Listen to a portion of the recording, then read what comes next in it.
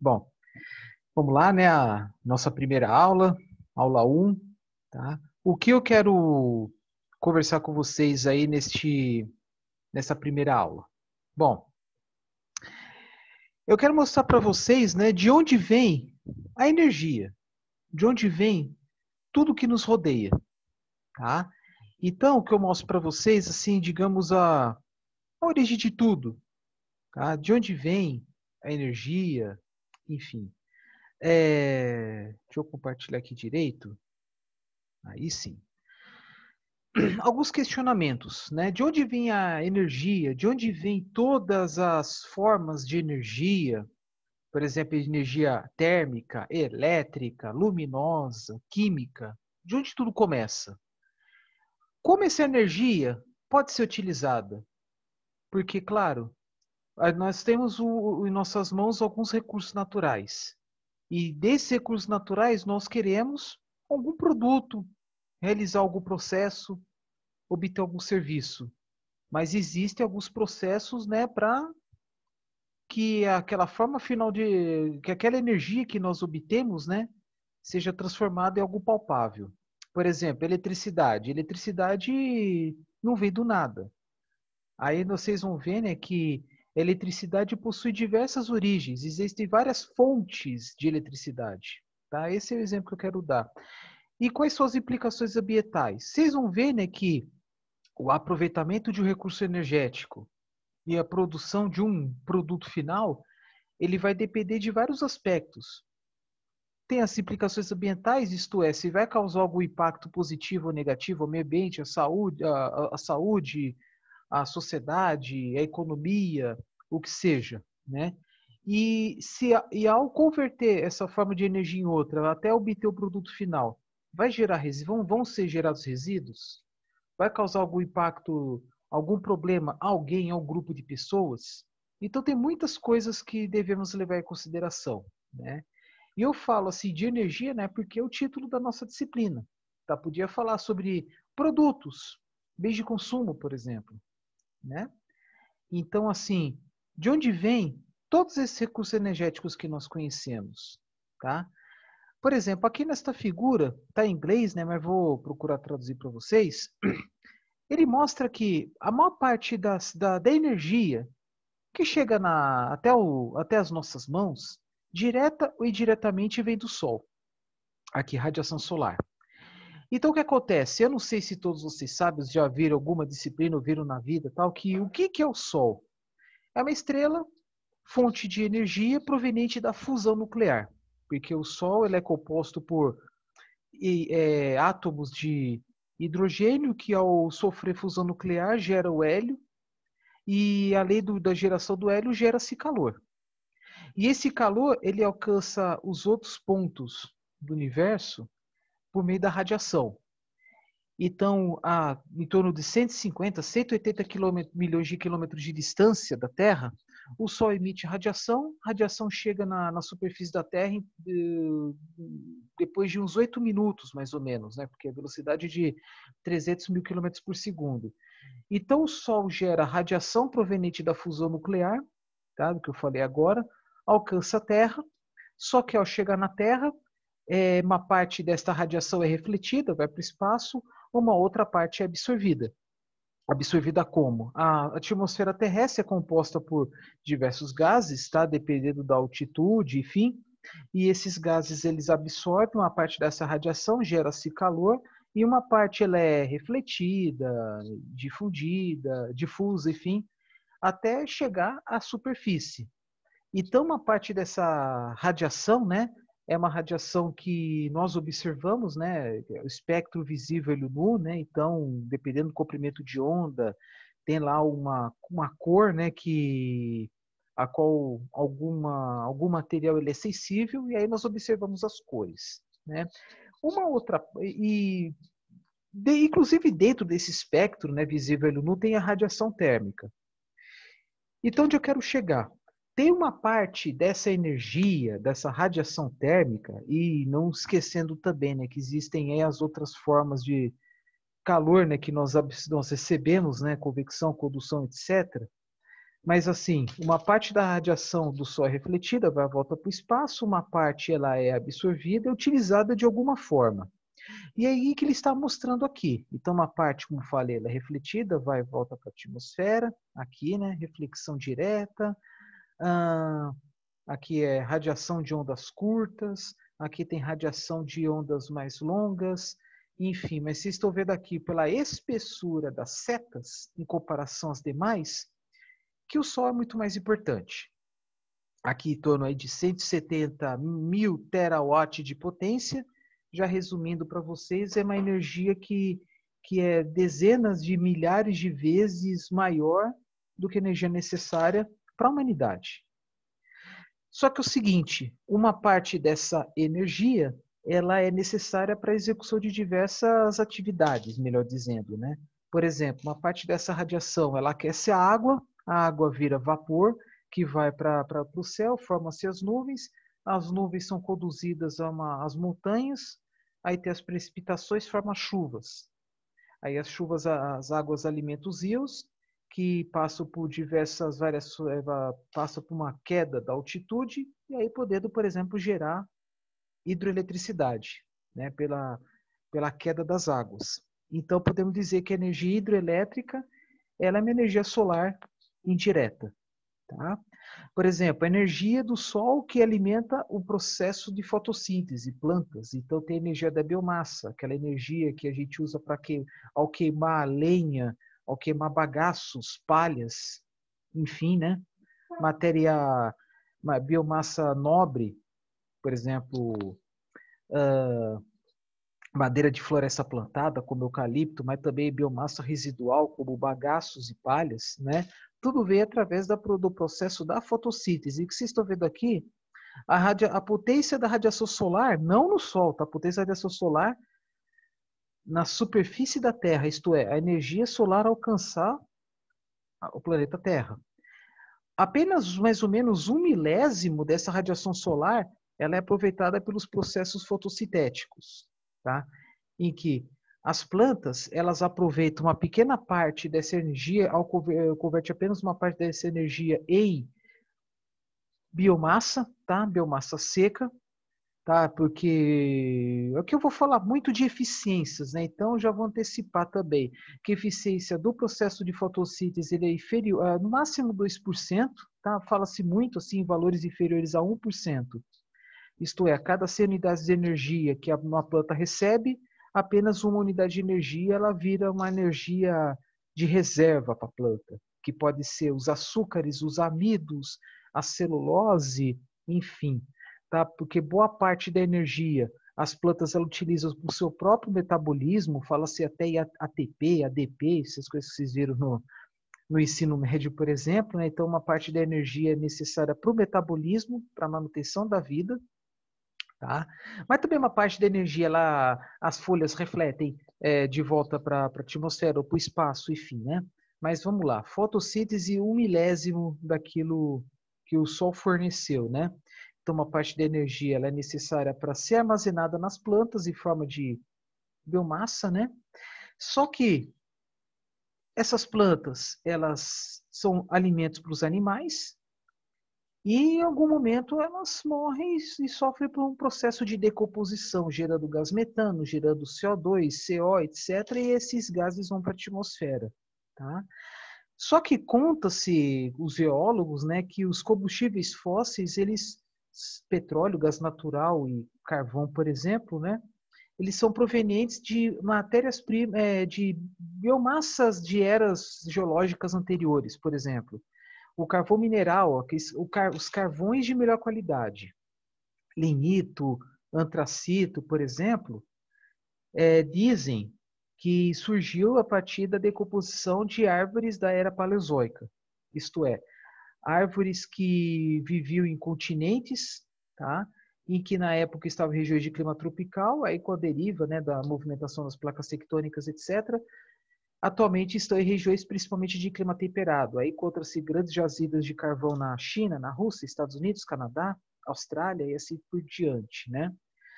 Então, dizem, né, que o carvão veio de árvores. Então, uma parte dessas plantas está aqui, ó, tanto que está certa em direção a combustíveis fósseis.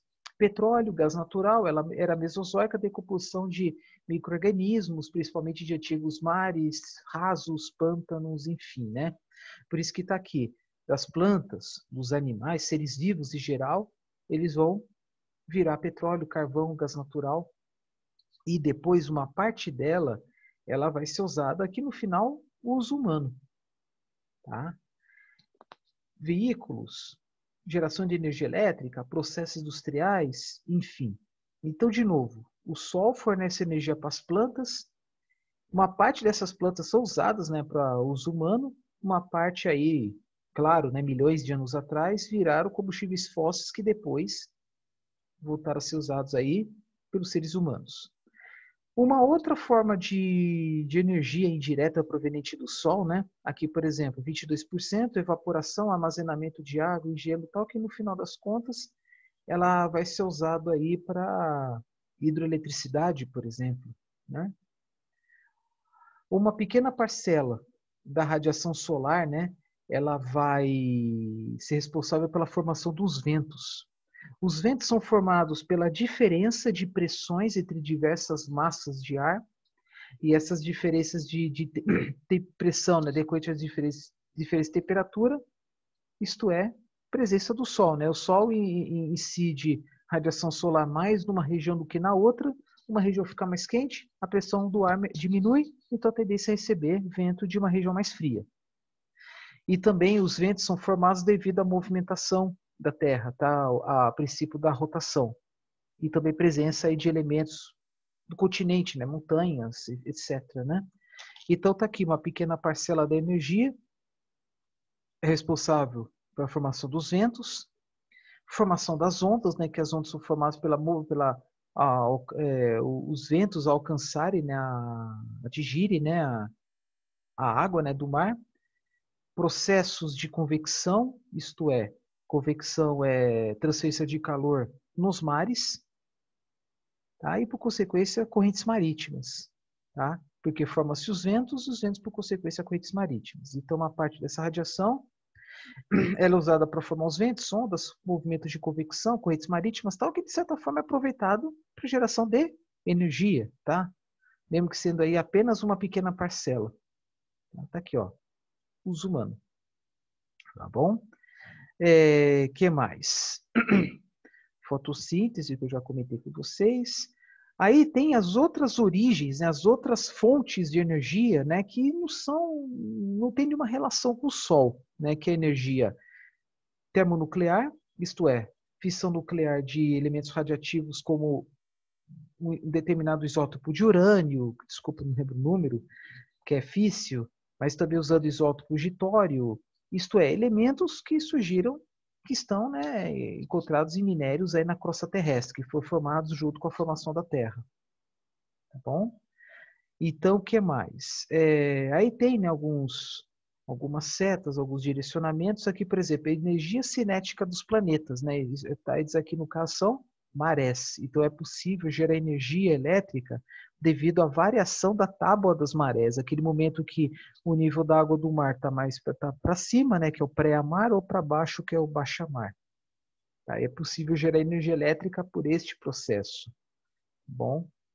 Aí também tem energia geotérmica, aparece aqui convecção, vulcões, correntes aí quentes, né, água quente ou vapor, etc., né, provenientes do subsolo. Então aqui, por exemplo, então tem energia proveniente aqui do subsolo, né, energia termonuclear, porque o calor que tem no subsolo é devido a reações atômicas lá no núcleo interno, que depois o calor vai para o núcleo externo, depois manto inferior, manto superior, até chegar à crosta terrestre. Mas o que vocês podem ver, né, que existem algumas grandes fontes de energia, no caso a radiação solar, combustíveis fósseis e energia proveniente aí do subsolo, até de camadas abaixo da crosta terrestre, os mantos, os núcleos, tá bom?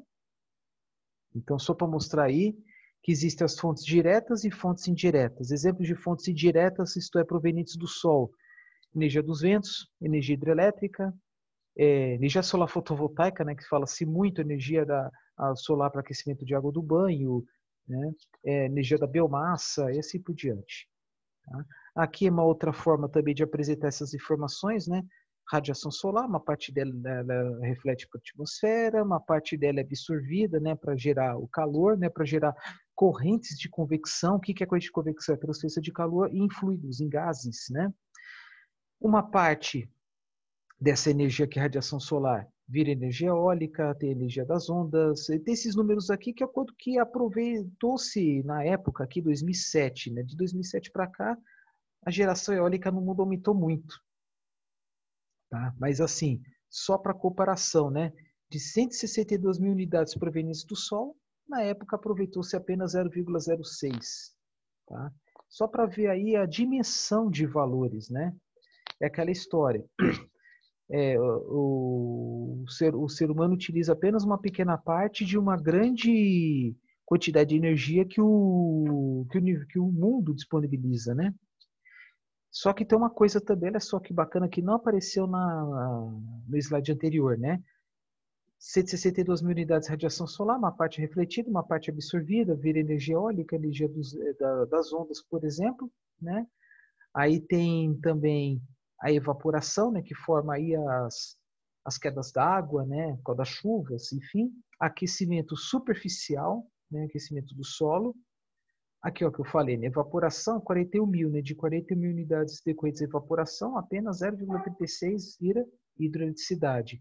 E desse 0,36, 7,2 é aquela água que cai nas nascentes, né, nas nascentes, nos corpos d'água, enfim, nas bacias hidrográficas, melhor dizendo, né? E por que uma variação tão grande de 7,2 vira apenas 0,36? Porque não aproveitamos todo o potencial hidráulico que tem no mundo, tá? E também porque tem as perdas recorrentes aí aos processos cuja eficiência nenhuma é igual a 100%. Então tem lá, quando fala eficiência é o quê? É o quanto de energia que gera sobre o quanto de energia que a natureza lhe proporciona. Então se um processo aí, por exemplo, hidroeletricidade, é 90%, então tem 100 unidades de energia dos rios, você consegue 90 de geração elétrica, por exemplo, né? Da radiação solar, tem uma pequena parte que vira fotossíntese, que aí a formação aí da biomassa tradicional. O que é biomassa tradicional? Lenha, palha, bagaço, tá? Aí fala-se isso, né, em comparação à biomassa mais avançada, né, que tem com a tecnologia mais avançada, produção de etanol, produção de biodiesel, biogás em sistemas mais modernos. É por isso que aparece aqui, ó, combustíveis convencionais. Aí, aquilo que eu falei, né? Que no passado, uma parte da matéria orgânica virou carvão, petróleo e gás natural. Tá? Aí tem a energia das marés, né? Que é devido aí à interação, né? A interação gravitacional entre o Sol, a Terra e a Lua, que não tem nada a ver com a radiação solar. Então, tá aqui. Energia das marés dá para gerar a energia das marés. Tá aqui mais para frente eu vou falar para vocês o que, que é isso. Energia geotérmica gera-se eletricidade, calor, tal, proveniente do subsolo. Por isso que aqui, ó, energia térmica das placas, placas tectônicas, né? E aí, por exemplo, aqui energia do urânio, energia do lítio, deutério, tá? O que que é o deutério? O deutério junto com o trítio forma o hélio, que é o processo lá da fusão nuclear que ocorre no Sol, né? O urânio marinho, aí no caso é no subsolo marinho, enfim. Recursos energéticos totais da Terra, né? O que nós aproveitamos é uma pequena parte frente a toda uma gama aí de fontes que existem, né? Energia solar, da energia solar. Tem a fotossíntese hidráulica e eólica, como falei antes, nada a ver com o Sol, tem o urânio, e indiretamente falando, né? Carvão mineral, petróleo, gás natural, matéria, decomposição de matéria orgânica, mas que usamos apenas isso. Mas mais para frente, eu vou falar muito assim da relação reservas versus produção, principalmente dos três aqui, petróleo, gás natural e carvão mineral. Porque às vezes há uma discussão acerca de quando que ambos vão acabar, né? Isso é muito importante. Aí de novo, né, para fins de comparação, o Sol é tudo isso, o consumo de energia é pouca coisa, energia das marés, geotérmica, hídrica, biomassa, assim por diante. Aqui, para quem não sabe, né, é um mapa solarimétrico, é um mapa de incidência solar, tá, no mundo. O que eu quero mostrar para vocês? Duas coisas. Primeiro, a geração solar, né, fotovoltaica, por exemplo, pode ser gerada em qualquer lugar do mundo. A grande vantagem, por exemplo, das fontes renováveis de energia é que elas são democráticas, podem ser produzidas em qualquer lugar do mundo, independente do país, etc. Mas claro que tem alguns lugares onde a incidência é maior, então é muito provável que gere-se mais energia elétrica nesses lugares, né? Que vocês estão vendo aqui na escala, né? Que vai desde 800 até 2.800 kWh por metro quadrado. Aí, aqui no caso, né, se for pegar esses números aqui em cima, kWh por metro quadrado, ano. O quanto de radiação solar alcança uma área de 1 metro quadrado. Aí, por exemplo, as regiões aqui cor-de-rosa, 2.800 kWh por metro quadrado ano, que dá em torno aí de mais ou menos aí 10 a 15 vezes o consumo mensal de uma família. Vamos dizer aí mais ou menos o consumo anual de uma família. Isto é, a radiação solar em um ano e 1 metro quadrado vai ser o suficiente para alimentar uma família? Mais ou menos isso, né? Porque o que acontece? Isso aqui é a energia solar incidente. Mas até gerar energia elétrica, não se consegue aproveitar 100% dessa energia. Mais para frente eu vou falar aí que, por exemplo, 17% é um valor aí considerado até habitual, normal, comercialmente falando. Mas onde eu quero chegar? A radiação solar é forma de energia. A radiação solar é energia. Então, aqui as regiões cor-de-rosa é o que tem a maior incidência solar. Região do deserto do Atacama, Chile, Saara, aqui no caso é mais para o Sudão, Chad, Egito, por exemplo, né? Aí regiões em vermelho, no Nordeste brasileiro, por exemplo, boa parte do território, algumas regiões do México, Estados Unidos, deserto do Saara, né? Na região do deserto de Namibe, Península Arábica, tá? Austrália e assim por diante, tá?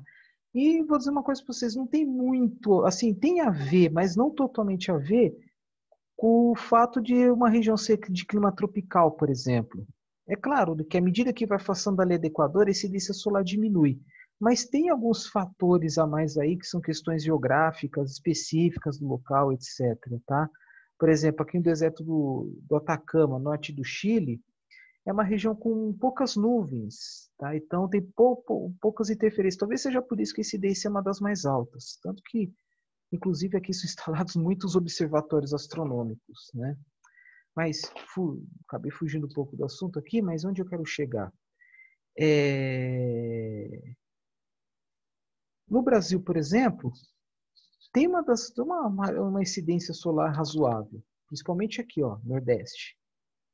Então, aproveitando a incidência solar com baixo custo do terreno, e se tiver uma proximidade com as linhas de alta tensão, isso possibilita muito a instalação de diversos projetos de geração solar fotovoltaica de grande porte. Tá? Vou falar sobre isso com mais detalhes mais para frente. Tá? Mas esse aqui, vamos lá, de novo, né? É a incidência solar, né? O quanto de energia que incide em uma determinada área por um determinado período. Pode ser anual, como está aqui em cima, diário, como está aqui embaixo. Tá? Mas independente. Independente se, por exemplo, né, fala-se muito, né, que na Europa gera bastante energia solar fotovoltaica, aqui no Brasil está começando, né, isto é, gera menos, bem menos, mas olha o potencial que nós temos. Tá? Aí eu só vou mostrar alguns ciclos, né, vocês já viram isso talvez no ensino médio, porque estudar biomassa, né, por exemplo, né, vou falar também de combustíveis fósseis, vou falar de energia termonuclear, mas por que falar tanto de biomassa? Por que falar tanto de combustíveis renováveis? Tá? Porque eles possuem um ciclo, o ciclo do carbono, isto é, você consome a biomassa né? Por exemplo, queimando lenha, como está nesse desenho, ou queimando etanol, biodiesel, por exemplo, o produto da combustão, que é o dióxido de carbono, ele volta para a atmosfera, que ele é absorvido pelas plantas e gera biomassa de novo. Então, dependendo da situação, dependendo da forma como uma biomassa é estudada, podemos dizer que o balanço do CO2 de um combustível, de um biocombustível, por exemplo, pode ser igual a zero. Pode ser igual a zero. Ao contrário da gasolina, do diesel, do gás natural, por exemplo, que são combustíveis não renováveis. Então, por isso que é importante eu mostrar para vocês aí, relembrar, né, o ciclo do carbono, tá? Aí depois vocês vão ver por que bem mais para frente, nos próximos vídeos, eu vou mostrar uma tabela de taxas de emissões, né, tonelada de CO2 por energia elétrica gerada em diversos países. Tá? Aí nós vamos relembrar do ciclo do carbono. Junto com isso, né, também tem o ciclo do nitrogênio. Tá? As plantas absorvem nitrogênio da atmosfera, tá? Que eles formam a biomassa, que eles são utilizados aí, por exemplo, para alimentação. Então, exemplo aqui o coelho, que alimenta, né? Aí ela tem a decomposição, né, do animal, que aí depois ele volta para a planta. Eu falo isso porque também uma das fontes de nitrogênio para as plantas é o gás natural. Como assim? As indústrias que produzem fertilizantes nitrogenados, eles utilizam o hidrogênio do gás natural e o nitrogênio do ar. Aí passa por um processo químico, né, vários processos químicos, onde há um grande consumo de energia, que aí produz os adubos sintéticos, tá? Que aí são usados pelas plantas. Só estou mostrando para vocês a relação entre entre nitrogênio que as plantas consomem em relação ao gás natural, porque uma das principais fontes de energia de uma indústria de fertilizantes nitrogenados é o gás natural, porque do gás natural pega o hidrogênio, consome-se muita energia para separar o nitrogênio do oxigênio, aí tem uma reação química entre o nitrogênio e o hidrogênio, forma-se a amônia, como está aqui, ó, a amônia. Aí da amônia produz aí substâncias das mais diversas, como nitrato de amônio, que é sólido, que depois os agricultores jogam lá na terra para alimentar, né, fornecer nitrogênio às plantas. Então, a fonte de nitrogênio artificial, por exemplo, é o nitrato de amônio. Tá? É o veículo que conduz aí o nitrogênio para as plantas. Tá? Vamos lá. Não sei se já viram essa figura, né?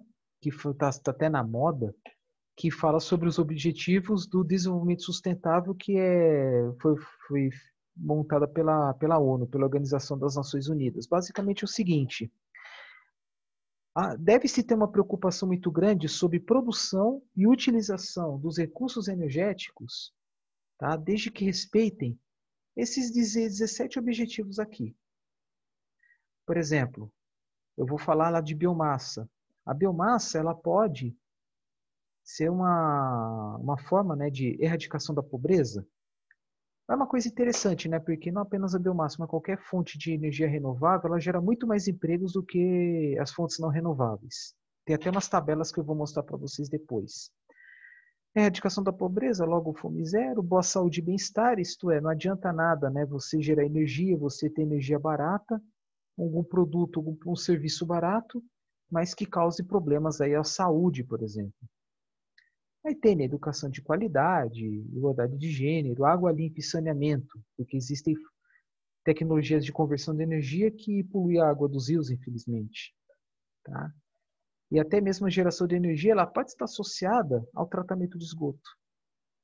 Energia acessível e limpa, emprego digno e crescimento econômico, né? Muito antigamente, né, a maior parte da cana colhida no Brasil era por meio de serviços assim, digamos, extremamente vulneráveis, né? Falava-se muito tem a figura dos boias frias, tá? Inclusive regimes assim de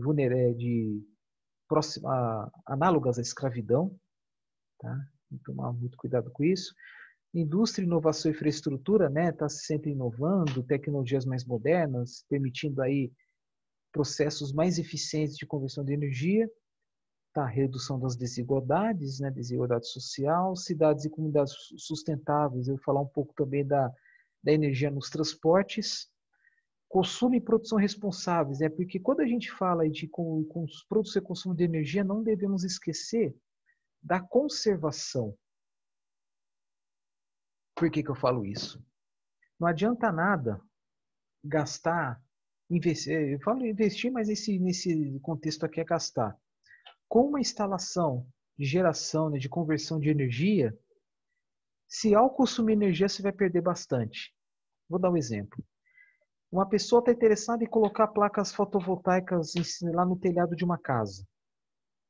Aí o empreendedor vai pedir lá o histórico da conta de luz do consumidor. Ok. Aí o cara vai ver, precisa colocar 12 placas no telhado.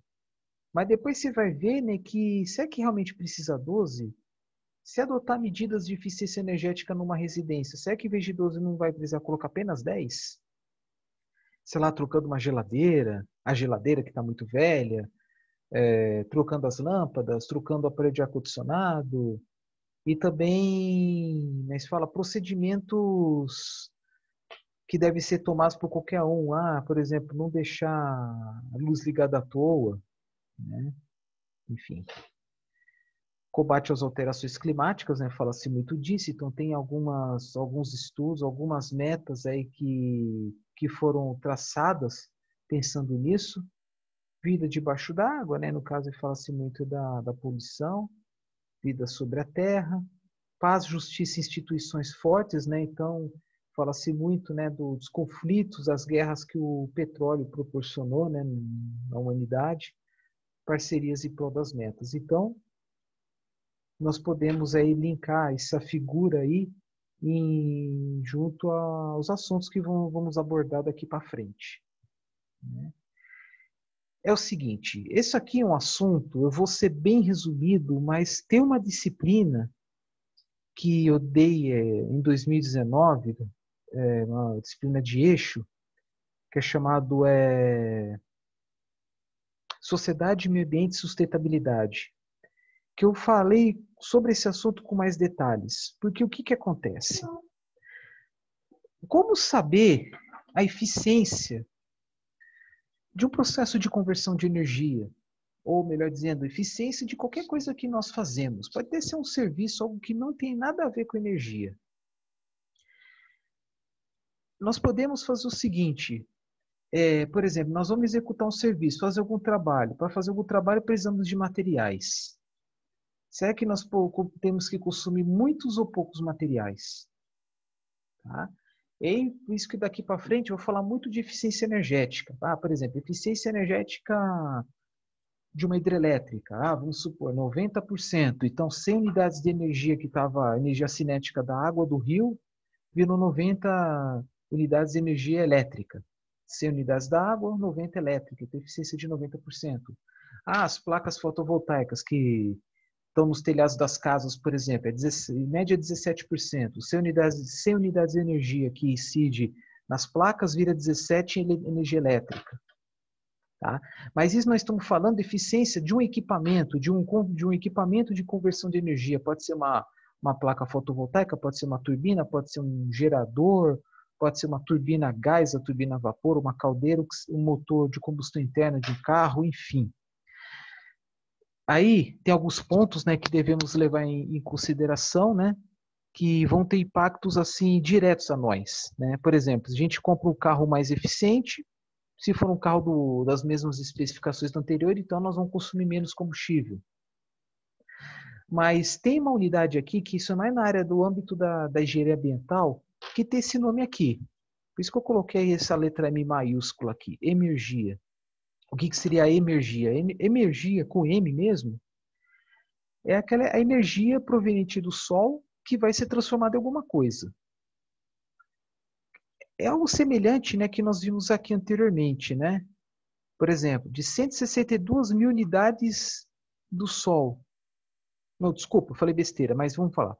De tantas unidades provenientes do Sol, de tantas unidades provenientes do Sol, quanto que eu converto, quanto que eu posso virar biomassa?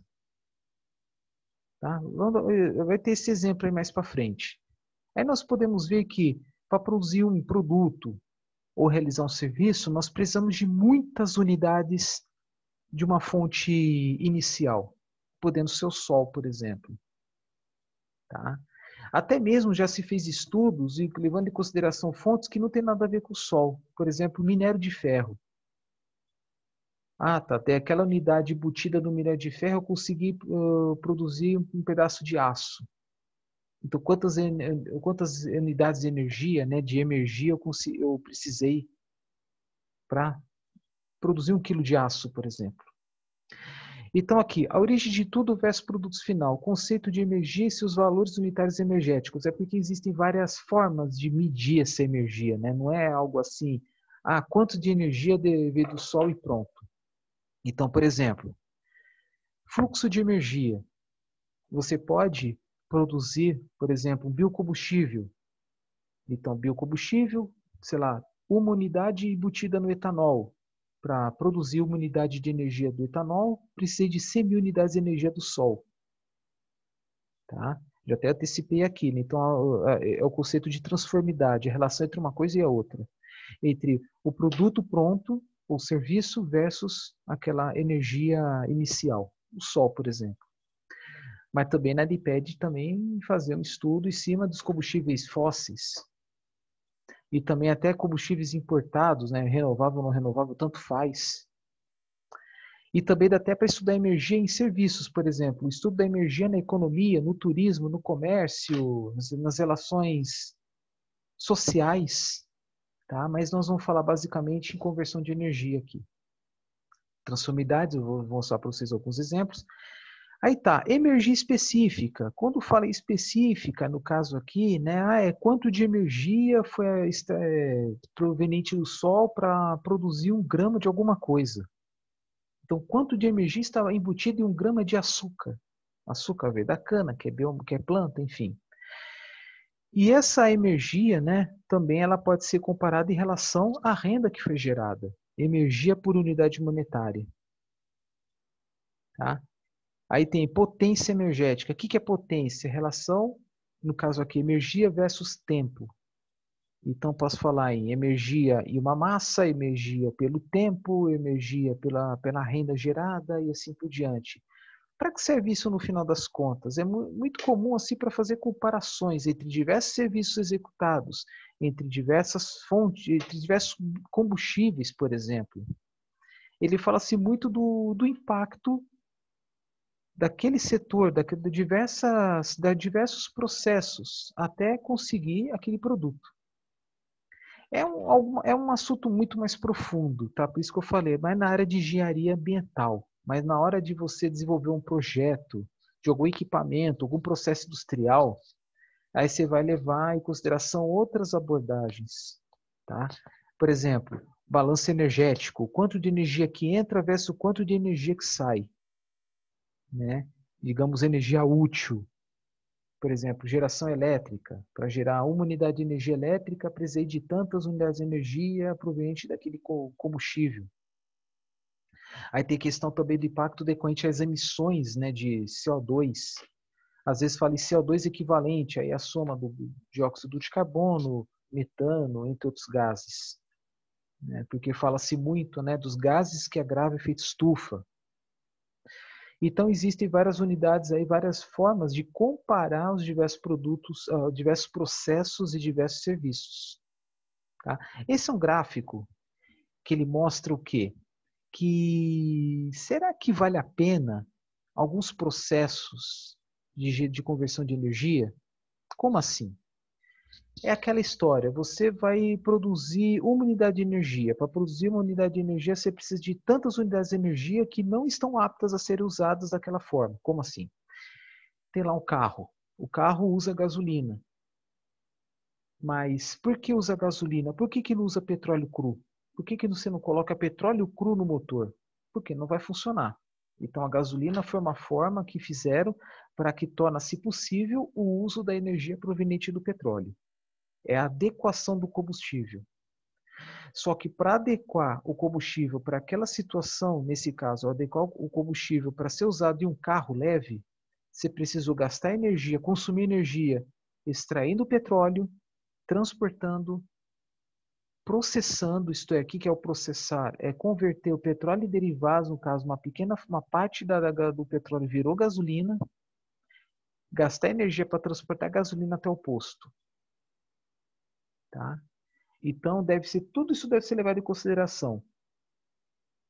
Então, o tanto de energia que está no tanque do carro, foi necessário tanto de energia para até que o combustível chegar lá.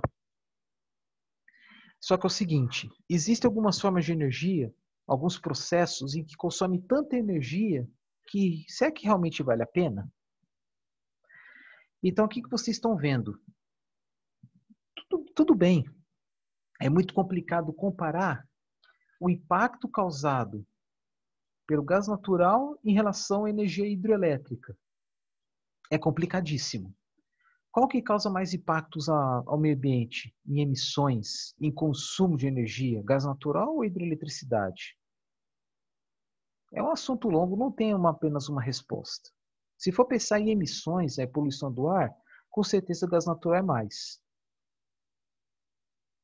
Mas será que ele tem mais benefícios ou mais malefícios do que a hidroeletricidade como um todo? Mas é um assunto muito mais complexo. Onde eu quero chegar aqui, basicamente? O que significa isso? Ele está dizendo que para produzir 40 unidades de energia, são necessárias apenas uma unidade de energia durante o seu processo. Porque gás natural o que é? Você consome energia para extrair do subsolo, para tratá-lo, para transportá-lo e depois levar para alguma finalidade, geração de energia elétrica ou alimentar um carro. Então, o consumo de energia no processo é muito menor que a energia embutida no próprio combustível. Isso que quer dizer, em torno de 40. Então, para obter 40 unidades de energia do gás natural, precisa de apenas um no processo até chegar ao carro, até chegar à termoelétrica. Floresta madura, o que significa isso? É você cortar a lenha, né? Cortar as árvores para obter lenha, para queimar, mas sem se preocupar em reflorestar, porque reflorestar você precisa de energia, caminhão levando as pessoas lá no meio do mato para replantar, para reflorestar, etc.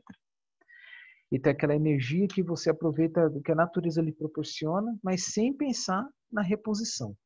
Floresta madura.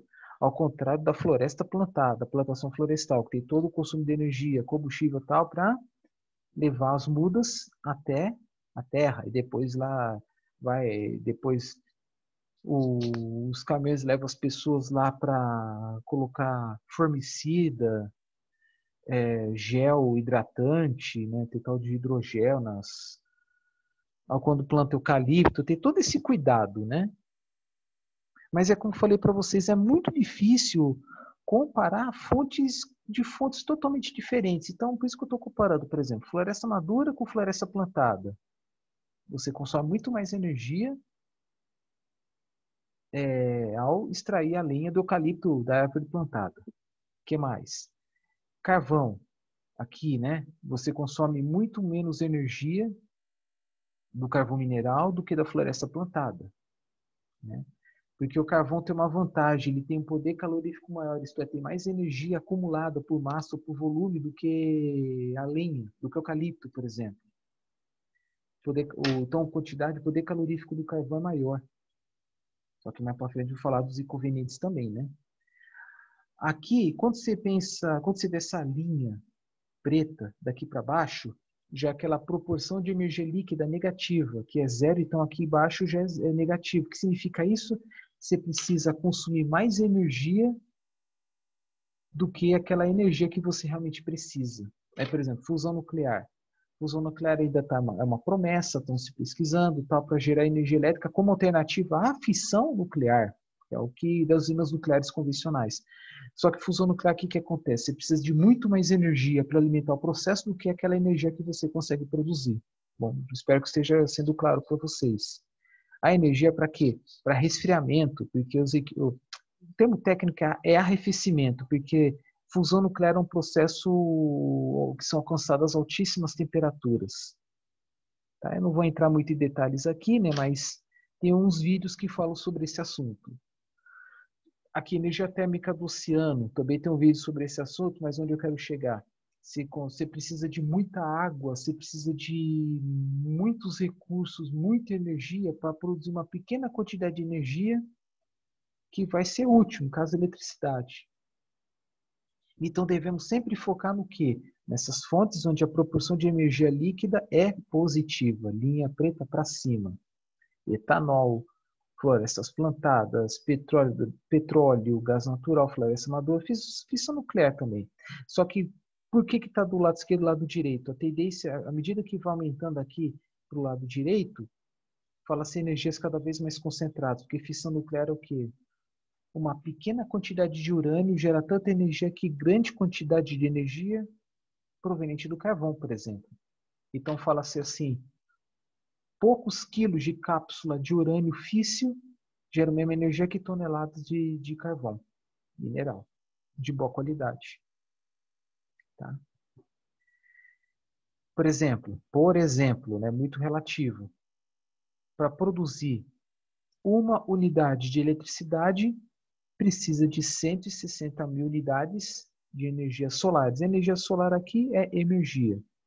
Energia por joule, então precisa de 160 mil unidades de energia proveniente do Sol para produzir uma unidade de energia elétrica.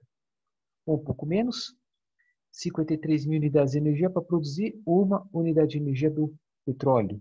40 mil, né, para produzir carvão vegetal. Durante toda a sua história geológica.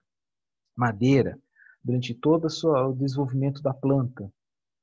Produção vegetal aí é mais pensando na fotossíntese, né? Não a madeira em si, mas é a biomassa como um todo, a planta em si. Tá? Mas qual vai ser a interferência disso na tomada de decisão de um desenvolvimento de um projeto, por exemplo? Eu vou usar essa tal energia para escolher se eu vou instalar uma termoelétrica ou uma hidrelétrica? Não exatamente, mas assim, por parte do empreendedor não.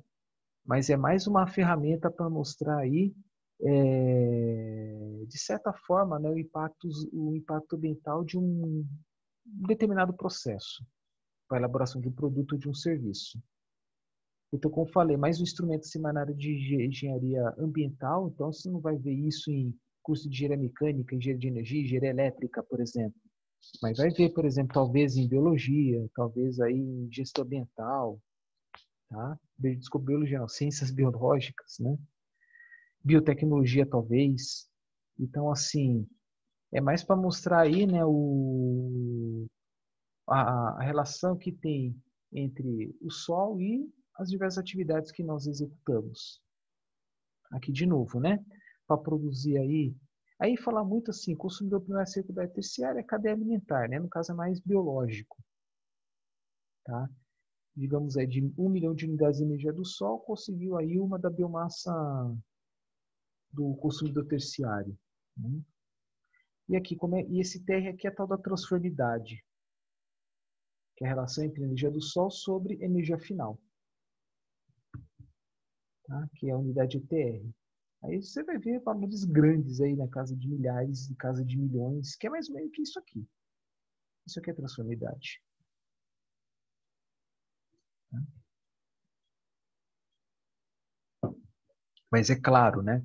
Você vai comparar uma indústria, uma empresa de consultoria, vai comparar as diversas tecnologias de conversão de energia. Eles vão levar a diversos fatores aí. Daqui a pouco eu vou falar sobre isso, né? Que fatores são esses? Custo de operação, custo de instalação, custo de manutenção. Tem diversos fatores. Aí vocês vão ver que nenhum deles é tal da energia. Tá? Aqui de novo. Para produzir biomassa, transformidade de 2.000, carvão 80 mil, energia elétrica, aqui está 300 mil, né? Nesse exemplo aqui está dando 160. Claro que depende da fonte de energia elétrica, claro que depende da tecnologia a ser aplicada. Trabalho humano, 10 milhões. Que trabalho humano é esse? Claro, é um número hipotético, né? Mas só para mostrar o quê? À medida que vai alcançando o seu produto final até seu ápice, a transformidade aumenta. No caso aqui, né, na tabela anterior, né, eletricidade é a forma mais nobre de energia que tem.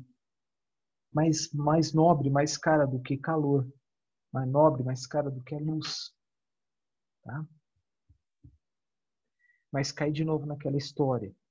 Para um carro elétrico, você tem um carro elétrico, você não vai colocar petróleo. Você tem que converter ela até transformar em um insumo energético que está apto.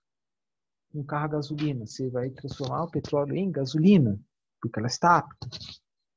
Tá? Por exemplo, carro etanol, você não vai colocar pedaços de cana-de-açúcar lá dentro. Não faz sentido. Então, você tem que converter, extrair os açúcares da cana e depois passar por fermentação, tá? Né? Para converter os açúcares em etanol. Tá? Então, você tem lá um tanto de cana para produzir uma pequena quantidade de etanol. É isso que eu quero mostrar aqui. Então, aqui tem essas siglas R, M, S, né, que são as fontes, né? Desculpa, o intuito aqui não é explicar com mais detalhes aqui, né? O que eu estou vendo aqui? M de materiais, S de serviços, né? Porque para executar cada um dos processos, né, tem algumas fontes adicionais de energia e não pensando apenas no sol. É isso que eu quis dizer. Aí, de novo, a tal da transformidade, né? O Sol está bem no comecinho, do Sol gera o vento, mas o vento é um produto final? Não. Para que serve o vento? Para geração de energia eólica, elétrica, né? Beleza? Para a criança brincar de pipa. Ótimo, né? Energia dos ventos, né? Para movimentar os moinhos, tá? Como tem na Holanda, para bombear água, ou movimentar os moinhos para socar grãos. Isso, exato, né? Para uma pessoa navegar nos mares, nos rios, etc., usando vento, né, economizando combustível, sim, exato. Mas ninguém usa assim, o vento como ponto final, né? O vento por si só não serve para nada.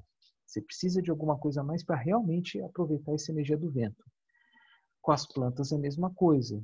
Você não vai conseguir nada pegando apenas a planta. Você não vai conseguir nada pegando apenas a cana de açúcar. Você precisa extrair o caldo da cana, precisa fermentar os açúcares e depois vários processos industriais para produzir o etanol puro. É isso que quis dizer. Mesma coisa, transformidade da água da chuva. Tá?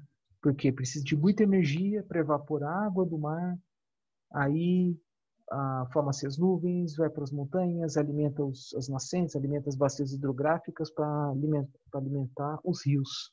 É isso que quis dizer. Aí as biomassas, né? Alimentos terrestres, aquáticos, atividades humanas simples.